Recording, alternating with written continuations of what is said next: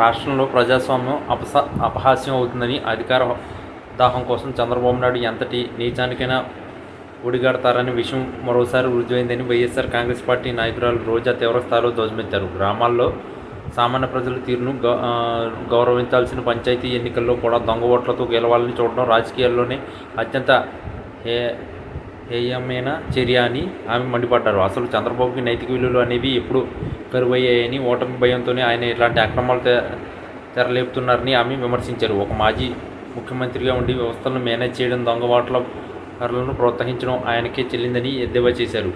పంచాయతీ ఎన్నికలు అనేవి గ్రామాభివృద్ధికి పునాదులని, అక్కడ కుట్రలు పనడం అంటే గ్రామాలు ఆత్మగౌరవాన్ని దెబ్బతీయడమేనని రోజా వ్యాఖ్యానించారు. చంద్రబాబు తన రాజకీయ జీవితం అంతా వెన్నుపోట్లు, కుతంత్రాలతోనే సాగించారని, ఇప్పుడు స్థానిక సంస్థల ఎన్నికల్లో కూడా అదే పంతంను కొనసాగించడం సిగ్గుచేటని అన్నారు. సామాన్యుడు ఓటు వేయడానికి వెళ్ళే అప్పటికే ఎవరో దొంగ ఓటు వేసి వెళ్ళడం చూస్తుంటే ప్రజాస్వామ్యం ఏంటో ఎటుపోతుందో అర్థం కావటం లేదని ఆవేదన వ్యక్తం చేశారు. గతంలో ఐటీ గ్రిడ్ పేరుతో ఓట్లను తొలగించిన చరిత్ర చంద్రబాబుదని, ఇప్పుడు మళ్ళీ తన అనుకూల వర్గాలతో దొంగ ఓట్లు వేయించి గెలవాలని పగటి కలలు కంటున్నారని ఆమె విమర్శించారు. రోజా తన ప్రసంగంలో చంద్రబాబు తీరును ఎండగొడుతూ ప్రజలు అన్నీ గమనిస్తున్నారని హెచ్చరించారు. ఎన్ని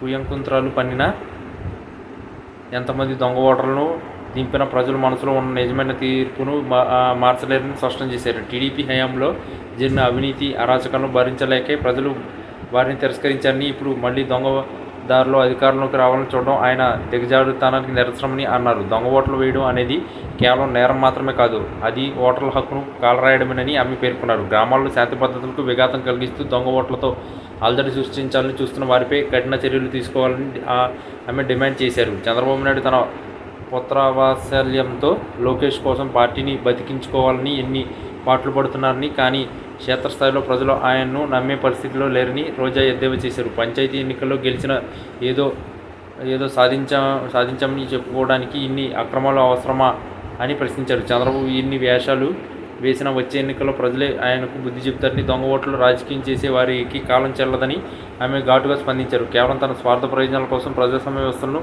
భ్రష్టు పట్టించారని, ఇది ఇలాగే కొనసాగితే భవిష్యత్ తరాలను తప్పుడు సందేశం వెళ్తుందని ఆందోళన వ్యక్తం చేశారు. ఎక్కడైనా చంద్రబాబు తన పద్ధతి మార్చుకోవాలని, లేదంటే ప్రజల ఆగ్రహానికి గురికాక తప్పదని రోజా హెచ్చరించారు.